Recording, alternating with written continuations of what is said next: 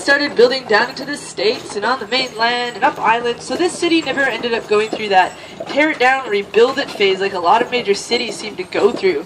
So by the time people noticed the city again, because it had all these really awesome old European buildings here. So if you guys go downtown later, you can pretend you're in Europe if you want. Or in the past, I recommend pretending you're in the past now with the horses, and then in Europe later, so you don't get a headache by crossing your imaginations. It happens. Everything grows quite splendidly here, and our weather is really awesome for growing stuff, so it doesn't sizzle it in the summer, and it doesn't freeze it in the winter. Hi.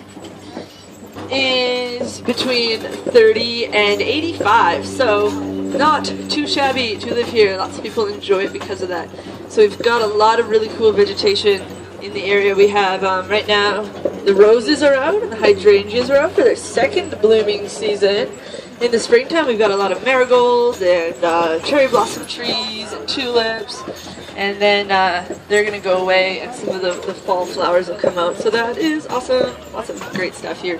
Ladies, the outside has been virtually untouched since it was built. Now, once you register your house, you're not allowed to change anything on the outside without some of the houses around here are registered heritage houses. So they have to be at least 85 years old, untouched since they were built, and you can't do any changes on them. Well, and you want to add a door to the back. You can't do that if your house is registered. So there are some very obvious drawbacks to registering your house. But there are also some incentives. So you do get a bit of a tax break. It raises your property value. And if you have to do any major reconstructions to your house, the Heritage Housing Society will actually fund you up to about 40%. So it's not the end of the world. It's just on the left-hand side of the front door there. This is one of the registered houses. Oval plaque, not the more embellished address plaque that some houses try to trick you with. Okay, so save your oohs and ahs for the real thing. Because there was a bylaw that was passed here in the 80s that said any new residential building being built must be built in the heritage style. So there are some newer buildings that look old. So some of the things to look for on the really old buildings are some of the really neat carved work that gets done in the wood.